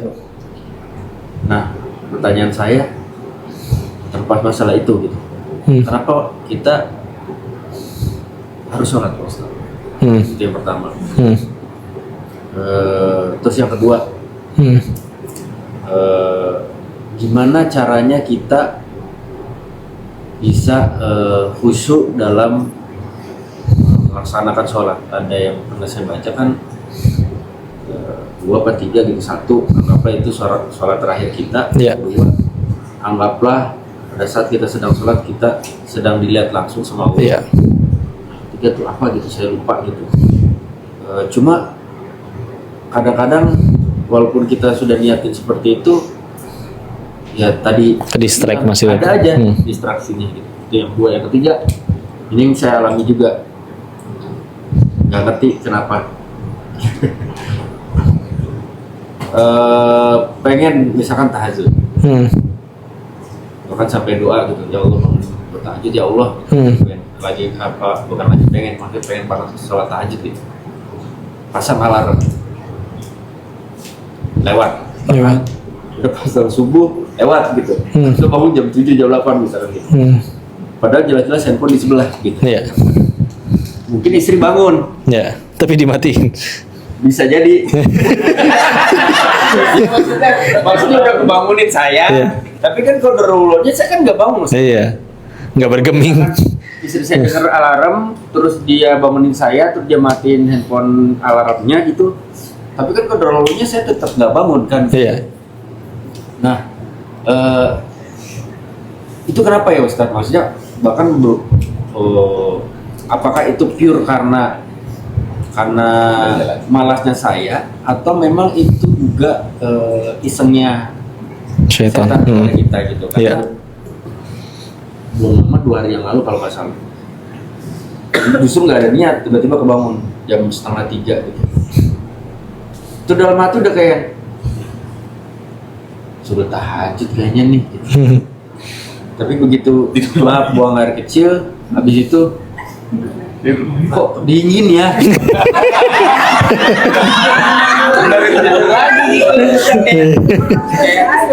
Terus habis itu kebangun subuh kalau nggak salah, kebangun jam 4 atau jam 4:30 gitu. Kebangun Ustaz, terus kayak ntar lagi deh, bagus susah. Bahkan jujur gitu, lumayan mungkin beberapa kali saya tuh subuhnya tuh selalu lewat gitu, tapi saya tetap saya lakuin gitu, walaupun mungkin kata istri saya, ya mungkin bener kata istri saya, kok kamu jadi kayak ini apa namanya, kayak mempermainkan Tuhan sih. Ya kan emang pengen bangun subuh gitu, tapi nggak bangun. Ya, gimana ya gitu. Apakah emang saya mempermainkan Tuhan, mempermainkan Allah, atau memang gimana ya baiknya? Maksudnya gimana baiknya? Apa sih ini? Nggak, maksudnya ya apa betul? Atau jangan-jangan ya memang betul. Tapi menyambung yang Pak Widi terakhir, Iya. itu benar nggak sih bahwa malaikat itu lagi membangunkan kita untuk sholat? Iya. Tapi karena kitanya nggak sadar tanda itu, ya tidur lagi. Oke. Benar nggak sih itu? Ya, bismillah. Jadi tadi yang ke satu apa tuh? Kenapa kita harus? Iya, oke. Satu, kalau kita bicaranya kenapa harus ibadah sih sederhana, gara-gara Allah suruh. Kayak misalkan contoh, bahkan ibadah yang dilakuin oleh sekian banyak orang di dunia, contoh kurban, itu datangnya dari ayat yang pendek sekali loh.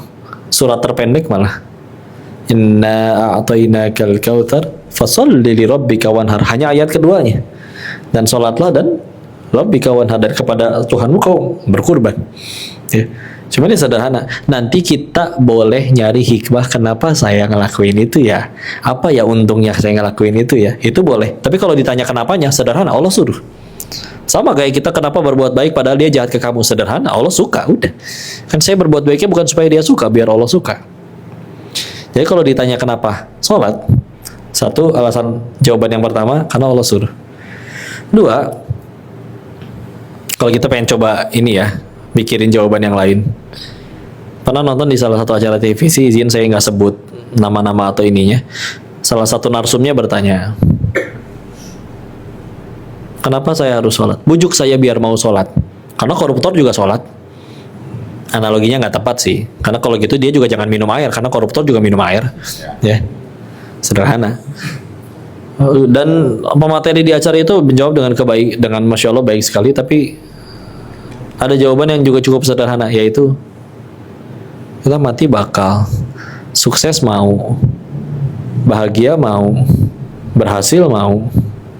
Nah ternyata ada manusia paling sukses, paling berhasil, paling banyak bahagiain banyak orang, contoh Rasul dan para pengikutnya, beliau aja sholat. Kita sukses belum tentu, kaya belum tentu, berhasil belum tentu, dunia akhirat, apalagi akhiratnya dunia juga belum tentu. Nggak sholat lagi, atau tambah cilaka. Ya kadang ibarat gini lah, analogi paling sederhananya. Anak bapak ibu pengen jadi pemain bola, suruh belajarnya ke siapa? Ke Lionel Messi atau ke Chef Juna? Sederhana. Kenapa? Dia udah juara, kejuaraannya pengen kita menangin, gitu kan? Ini sama, kita juga mati bakal ke surga, pengen sukses, pengen mulia, pengen bahagia, pengen.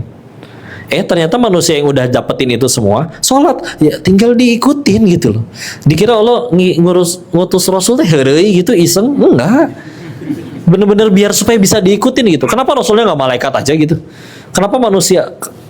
Jadi nabinya perlu tidur, nabinya perlu makan. Tapi terbukti ada manusia yang bisa begitu. Tinggal kita ikutin.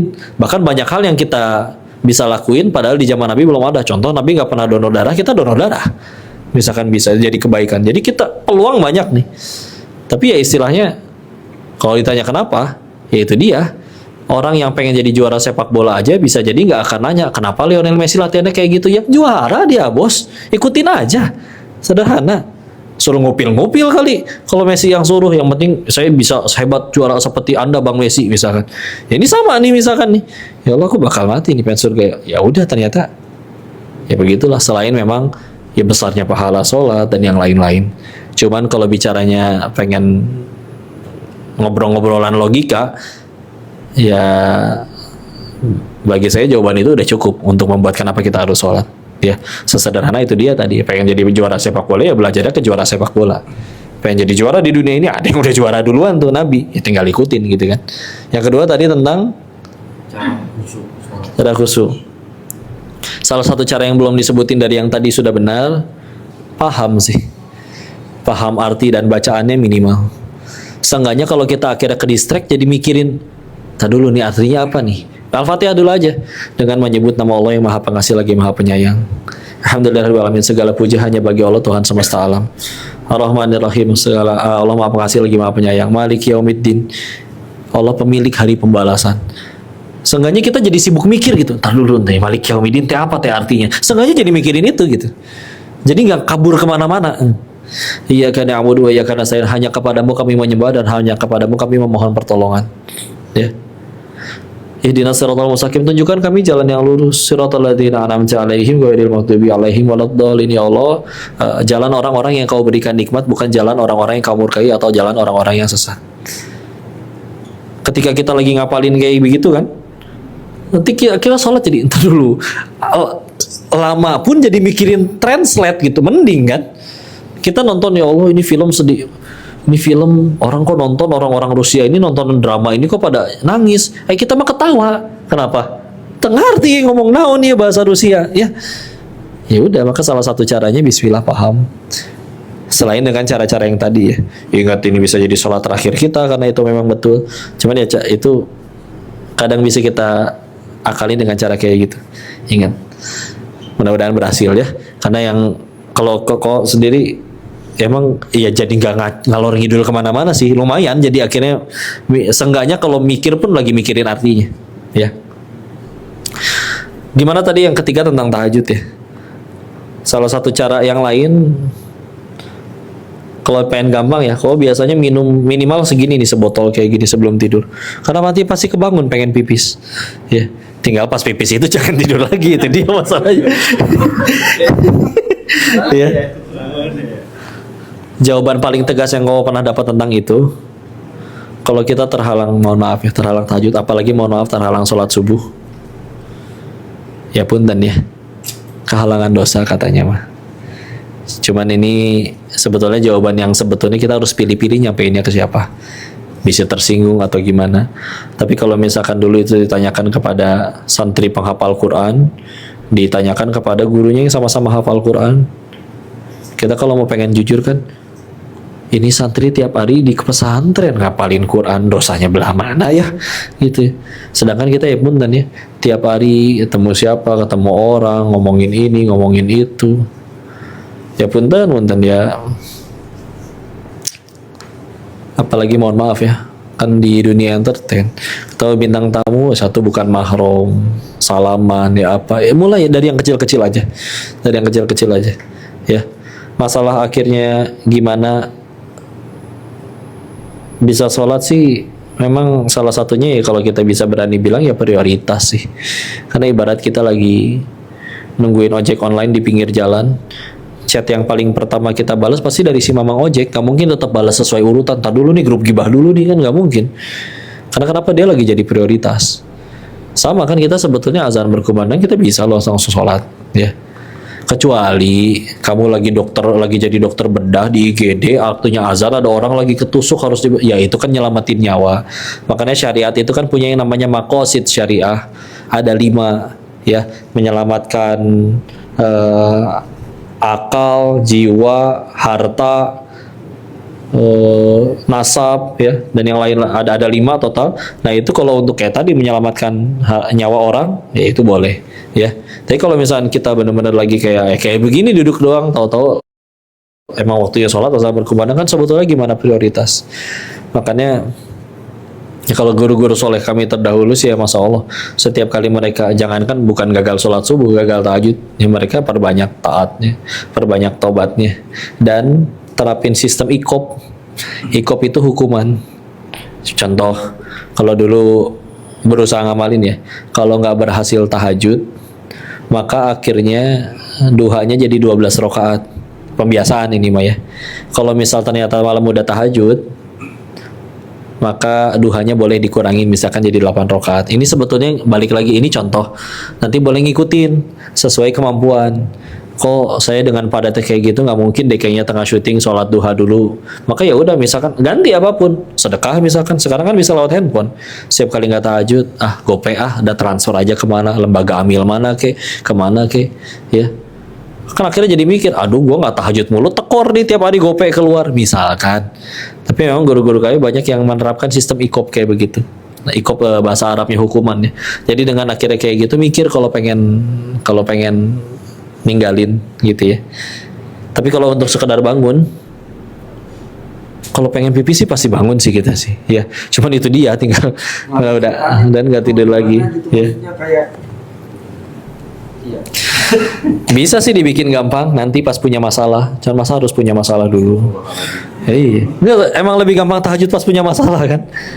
Ya itu dia. Masalahnya kalau kita nggak berhasil tadi pintu mengenal Allah dekat sama Allah tuh dua. Satu gerbang syukur, dua gerbang tobat. Karena kalau kita nggak mau pakai gerbang syukur, mau nggak mau takutnya pakai gerbang tobat. Ya Allah, ya ampun ya Allah udah habis semua ya Allah. Masa nunggu gitu dulu? Ya. Jadi ya udah, syukur aja. Orang Nabi tahajud sampai kakinya bengkak ketika ditanya sama Aisyah apa? Kau udah dijamin surga, kau Nabi, kenapa salat tahajud sampai kakinya bengkak? Tidak bolehkah aku menjadi hamba yang bersyukur? Ya udah sibuk mensyukuri. Padahal pengen disyukurin ya Allah. Kalau pengen ngeliat rumah Nabi tidak lebih kecil daripada ruangan ini bahkan. Dan belum ada semen waktu itu, belum ada kipas angin, AC, wifi, internet dan segala macam. Malam gelap gulita, orang belum ditemukan listrik zaman itu. Ya. Tapi ya begitulah ya mereka mah. Jadi istilah kalau pengen satu lagi pengen untuk supaya memotivasi ada hadis Nabi kayak begini.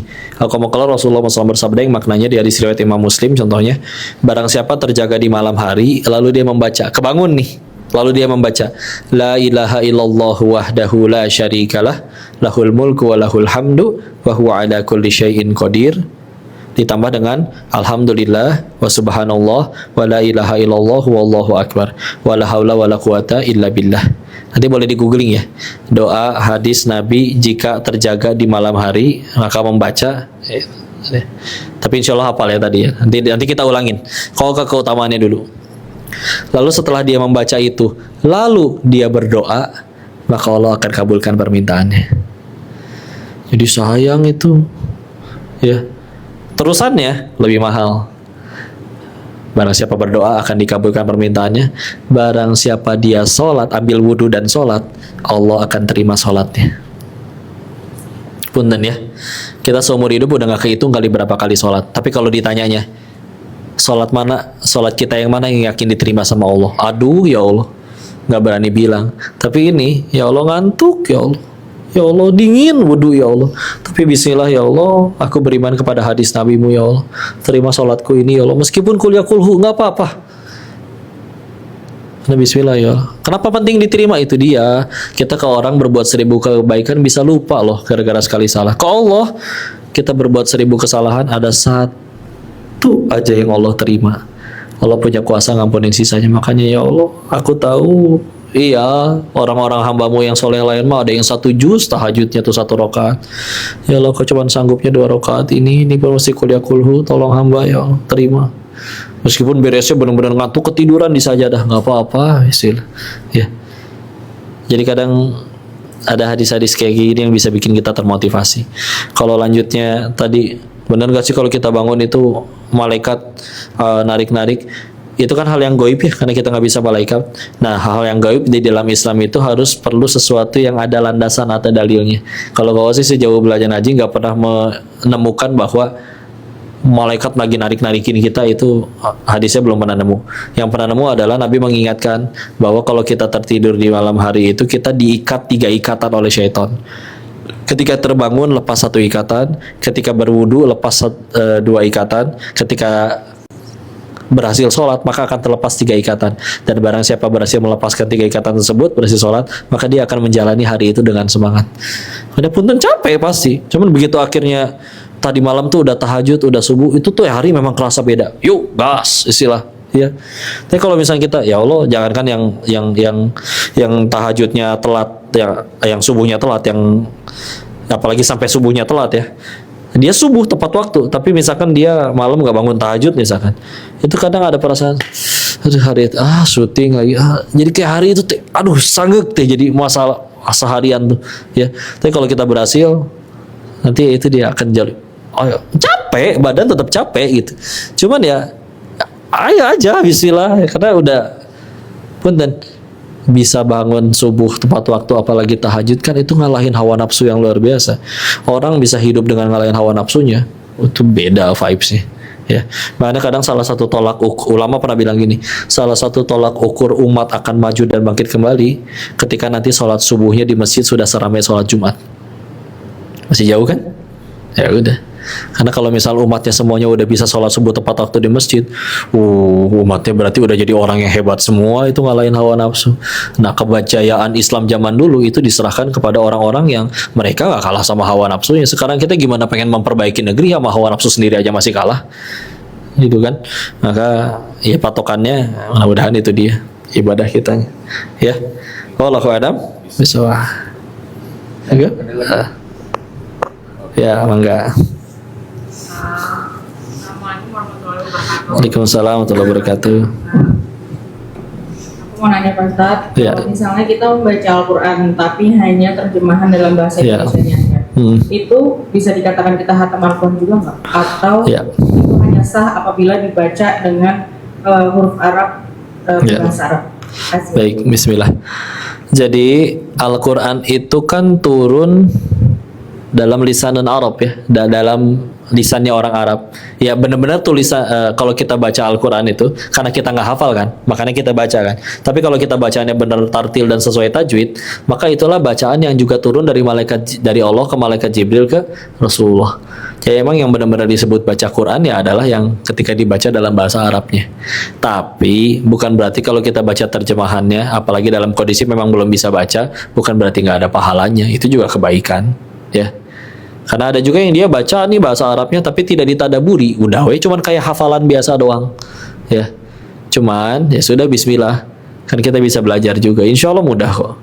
Bahkan di sini mungkin pada hafal surat At-Takasur, insya Allah, atau ada pada hafal surat An-Nas.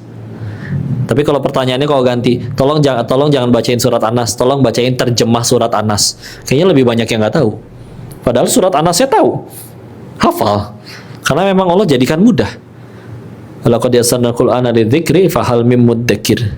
Janji Allah di Quran surat 53 ya An-Najm, ayat 17, 22, 32 dan 40. Ya, diulang 4 kali. Karena memang mudah, tinggal kita mau atau enggak, ya. Dan bagi orang yang belajar ngaji, maka pahalanya 2. Ya. 1 pahala dia niat udah pengen belajarnya dan perjuangannya, dan 2 pahala per hurufnya. Dan bukanlah alif lam mim itu 1 huruf kata Nabi, tapi alifnya 1 huruf, lamnya 1 huruf, mimnya 1 huruf, dan 1 huruf akan dibalas dengan 10 kebaikan. Ya. Bismillahirrahmanirrahim itu 19 huruf, maka dibalas jadi 190 kebaikan. Ya. Maka ya bismillah. Boleh sih. Cuman ya pengen tambah besar pahalanya, ya tadi belajar juga bahasa Arabnya. Proses belajar nggak apa-apa. Kan sahabat Nabi itu ya mereka orang Arab sih, jadi langsung gampang. Cuman masalahnya sahabat Nabi apakah hafal 30 juznya serentak semua? Enggak juga. Ada sahabat Nabi yang seperti Abdullah bin Mas'ud, sekali dibacain langsung hafal. Tapi selevel Umar bin Khattab pun, kalau pernah mendengar riwayat yang menyebutkan beliau itu hafal Quran perlu waktu 20 tahun. Ya, nggak sebentar itu. Hafal 30 juz sih memang. Dan itu pun baru sekitar 2 bulan sebelum beliau wafat. Dan itu dia memang bedanya mereka nggak akan maju menghafal ayat selanjutnya sebelum mereka sudah selesai mengamalkan ayat tersebut. Kita makan kadang ngapalin dulu, ngamalin belakangan, yang penting hafal dulu aja, ya. Jadi ya memang kadang perbedaan nancepnya tuh di situ, ya. Cuman ya bisilah proses belajar, maha baiknya Allah, kita nanti dilihat istilah hasil akhirnya. Dan nggak ada yang terlambat mah satu, mati duluan pas lagi maksiat. Selagi kita habis maksiat nggak mati-mati, berarti nggak terlambat tuh, masih ada peluang husnul khotimah, ya. Cukup? Kita Ya, karena udah terlalu malam. Oke, Ustaz. Mungkin selanjutnya kita tundukkan hati dan kepala sejenak ya. Bermunajat insya Allah. Ingat, doa itu kata Abdullah bin Mas'ud pilihannya 3. 1 dikabul, kalau nggak dikabul gimana kok? Dijauhin dari musibah, harusnya kepleset nggak jadi, harusnya ketipu nggak jadi. Terus yang ketiga pilihannya apa? Dihapuskan dosa-dosanya. Jadi serius, doa itu nggak ada yang tertolak selagi doanya baik. Tapi pilihannya 3 tadi mungkin nggak terkabul, tapi bisa jadi nggak jadi ketipu orang, nggak jadi dijahatin orang, ya. Dan yang nggak dikabul mah doa yang jahat aja. Jadi jangan doa yang buruk-buruk, ya. Kita tundukkan hati dan kepala kita sejenak. A'udzubillahi minasyaitonirrajim. Bismillahirrahmanirrahim. Allahumma shalli ala sayyidina wa habibina wa syafiina wa maulana Muhammad. Wassalim radhiyallahu tabarak ta'ala an kulli sahabati Rasulillahi ajmain. Bismillahirrahmanirrahim. Hamdan syakirin, hamdan na'imin, hamdan yuafi ni'amahu wa yukafi mazidah.